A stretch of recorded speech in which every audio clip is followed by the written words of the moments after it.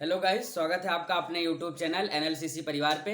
और आप लोग कैसे हैं? हम आशा करते हैं आप लोग अच्छे होंगे, स्वस्थ होंगे, मस्त होंगे, अपने घर पे ही होंगे और इस लॉकडाउन का पूरा पालन कर रहे होंगे।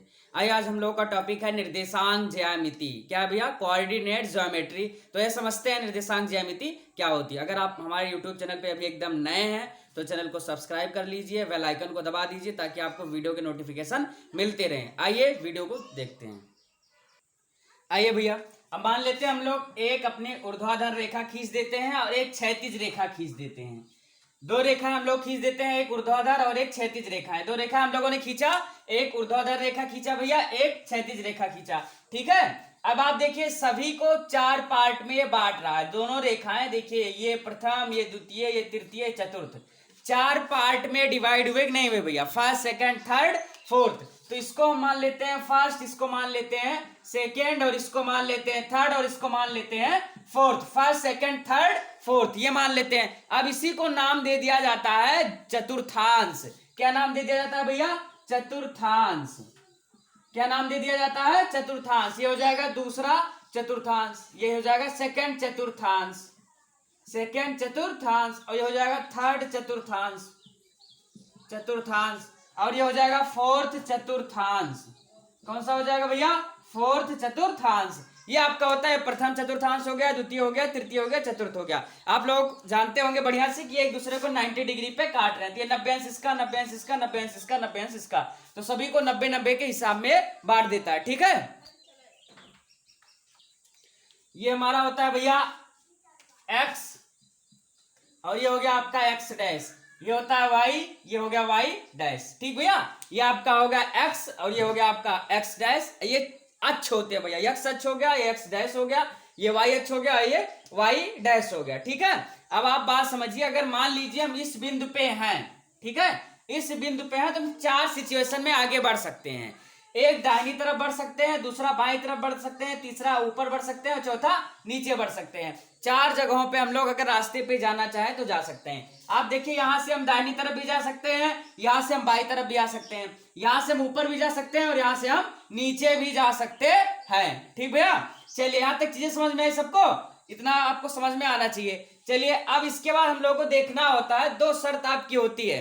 ठीक भैया। दो शर्त आपकी क्या होती है कि अगर हम ऊपर जाते हैं तो पॉजिटिव में जाते हैं, नीचे जाते हैं तो निगेटिव में जाते हैं, दाहिनी तरफ जाते हैं तो पॉजिटिव में जाते हैं, बाईं तरफ जाते हैं तो निगेटिव में जाते हैं। इतना आप लोग याद रखिएगा। कहने का मतलब, अगर हम इधर बढ़ते हैं तो पॉजिटिव में, इधर बढ़ते हैं तो पॉजिटिव में, इधर आएंगे तो निगेटिव में, इधर आएंगे तो निगेटिव में। इतनी चीजें समझ पाए भैया? चलिए, अब दो चीजें हम लोग और समझ लेते हैं। दो चीजें और आपको समझनी है। एक होता है भुज, दूसरा होता है कोटि। एक होता है भैया भुज आपका, और दूसरा होता है कोटि। किसी भी निर्देशांक को लिखने के लिए दो चीजों की आवश्यकता होती है। भुज होता है, कोटि होता है। मैं आपको बहुत अच्छे से समझाऊंगा कि भुज और कोट क्या होता है और कैसे लिखा जाता है। तो भैया, किसी भी चीज को लिखने के लिए दो चीजों की आवश्यकता होती है, भुज और कोट की।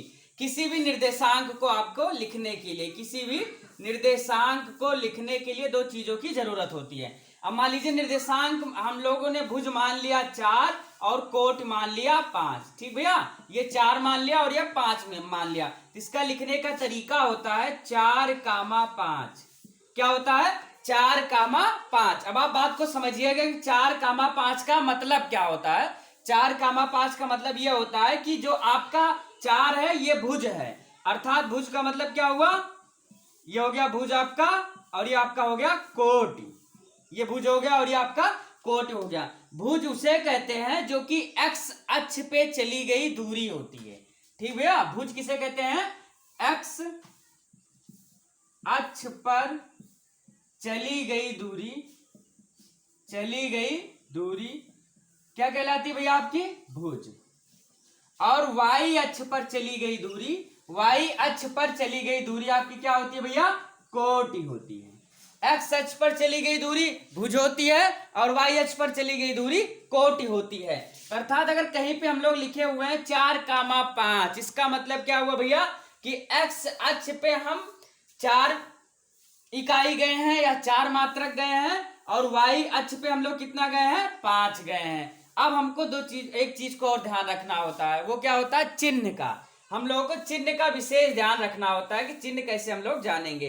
तो आप बात को समझिए कि हमने आपको बताया कि अगर हम दाहिनी तरफ जाएंगे तो प्लस में, बाईं तरफ जाएंगे तो माइनस में, ठीक है। और अगर ऊपर जाते हैं तो प्लस में, नीचे जाएंगे तो माइनस में। इतना चीजें हम लोगों ने जानी। चलिए भैया समझते हैं। अब आप देखिए, अगर हम लोग मूल बिंदु मानते हैं, यहाँ पे अगर हम खड़े हैं तो 0,0 होगा कि नहीं होगा, क्योंकि अभी ना हम एक्स अक्ष पे कोई दूरी तय किए हैं और ना ही वाई अक्ष पे कोई दूरी तय किए हैं। ना हम एक्स अक्ष पे गए हैं और ना ही हम वाई अक्ष पे गए हैं, इसलिए हम मूल बिंदु को मान लेते हैं 0,0। अब आप अगर यहाँ पे हैं और अगर इस चतुर्थांश से देखें तो अगर हम एक्स अक्ष पे जाएंगे तो किधर जा रहे हैं, दाहिनी तरफ जा रहे हैं। अगर वाई अक्ष पे जाएंगे तो हम कहाँ जा रहे हैं, ऊपर जा रहे हैं। तो आप कहेंगे सर कि हम दोनों में प्लस दिशा में जा रहे हैं, इसके जो निर्देशांक होंगे वो प्लस कामा प्लस होंगे, ठीक है। अगर आपका 2,3 दे दिया जाए और पूछा जाए यह किस चतुर्थांश में है, तो आप देखिए दोनों प्लस में है। तो दोनों प्लस किस में होते हैं, प्रथम चतुर्थांश में, फर्स्ट चतुर्थांश में। तो आप बताएंगे सर ये प्रथम चतुर्थांश में है, ठीक भैया, ये प्रथम चतुर्थांश आपका हो गया। अब दूसरा देखते हैं। अब इधर आप देखिए, अगर हम पहले एक्स अक्ष पे चलते हैं, एक्स अक्ष पे चली गई दूरी आपकी किस में जा रही है, निगेटिव में, चूंकि हम बाईं तरफ जा रहे हैं। बाईं तरफ जाएंगे तो माइनस में आएगा, तो आपका हो जाएगा माइनस कामा, और वाई अक्ष पे चली गई दूरी आपकी कैसी है, प्लस में है। क्यों प्लस में है, क्योंकि हम ऊपर जा रहे हैं भैया, जब ऊपर जाएंगे तो प्लस में जाएंगे। अब तृतीय चतुर्थांश का देख लेते हैं। तृतीय चतुर्थांश में देखिए, आप पहले एक्स का देखते हैं तो माइनस दिशा में जा रहा है, वाई का देखते हैं तो नीचे जा रहा है, तो ये भी माइनस दिशा में ही जा रहा है, ठीक है। अब चतुर्थांश अगर आप देखिए, चतुर्थ देखिए अगर आप, तो देखिए ध्यान से कि हम लोग पहले प्लस दिशा में जा रहे हैं, क्योंकि हम दाहिनी तरफ जा रहे हैं, और दूसरा नीचे जा रहे हैं, अर्थात आपका हो जाएगा plus comma minus, plus comma minus. अर्थात प्रथम चतुर्थांश में प्लस प्लस होता है, दूसरे में माइनस प्लस होता है, तीसरे में माइनस माइनस होता है, और चौथे में प्लस माइनस होता है। अब अगर हम लोग उदाहरण लेते हैं, 2-3 सवाल हम लोग अगर लेते हैं, ध्यान से समझिएगा भैया, कि -2,4 एक ले लेते हैं, -6,3 ले लेते हैं, और 3,-2 ले लेते हैं, ठीक है। ये 3 आपको सवाल दिखे होंगे, तीनों को आपसे पूछ रहा है कि किस चतुर्थांश में है बताइए, ठीक है। तो पहला अगर हम लोग देखें -2,4 है, कहने का मतलब जो आपकी भुज है वो माइनस में है, कोटि आपकी प्लस में है, अर्थात एक्स अक्ष पे चली गई दूरी माइनस में है और वाई अक्ष पे चली गई दूरी प्लस में। तो एक्स अक्ष पे चली गई दूरी किस में माइनस में है, किस चतुर्थांश में, आप कहेंगे सर द्वितीय में है, सेकंड चतुर्थांश में, ठीक है। तो द्वितीय चतुर्थांश में हो गया, पहला आपका हो गया द्वितीय चतुर्थांश में, ठीक। अब दूसरा देखते हैं, सेम वही कंडीशन इसमें भी अप्लाई हो रही है, तो ये भी द्वितीय चतुर्थांश हो गया आपका, ठीक भैया, समझ पा रहे हैं ना योद्धाओं। चलिए अब तीसरा आपका क्या है, माइनस बाद में है, अर्थात कोटि में आपका माइनस है, भुज आपका प्लस में है, कोटि माइनस में, अर्थात एक्स अक्ष पे चली गई दूरी प्लस में है और वाई अक्ष पे चली गई दूरी माइनस में है। तो वाई अक्ष पे चली गई दूरी आपकी देखिए कहां पे माइनस में है, चतुर्थांश अगर आप देखिए मैच कर रहा है नहीं कर रहा है, पहला प्लस में है और दूसरा माइनस में, यहां तक समझ पाए। तो आपका ये कैसा हो जाएगा, चतुर्थांश। कोई दिक्कत यहां तक किसी को नहीं होनी चाहिए भैया। आइए भैया एक सवाल देखते हैं। आपका सवाल कह रहा है कि 0,4 निर्देशांक में वाई अक्ष पर चली गई दूरी बताओ, ठीक है। वाई अक्ष पे चली गई दूरी बताना है आपको, और आपका निर्देशांक क्या दिया हुआ है, 0,4। अब आप याद करिए, हमने अभी आपको बताया कि यहां पे होता है एक्स अक्ष पर चली गई दूरी, एक्स अक्ष पर चली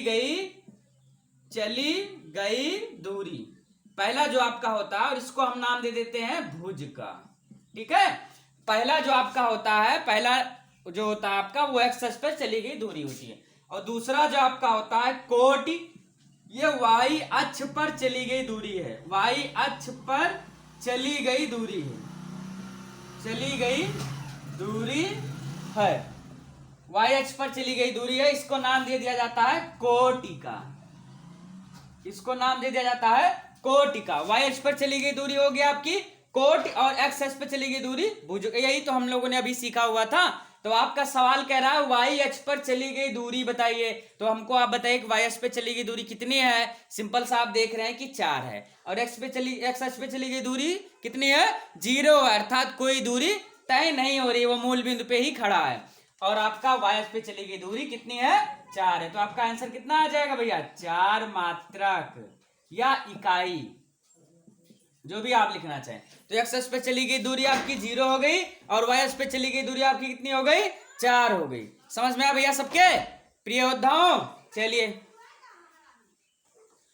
अब समतल में स्थित दो बिंदुओं के बीच की दूरी ज्ञात करना हम लोग इस वीडियो के सेकंड पार्ट में देखेंगे। आप लोग सेकंड पार्ट देखना ना भूलें। अगर आपको ये वीडियो पसंद आया तो प्लीज लाइक करें, कमेंट करें, वीडियो को ज्यादा से ज्यादा शेयर करें और चैनल को सब्सक्राइब करना ना भूलें। बहुत बहुत धन्यवाद।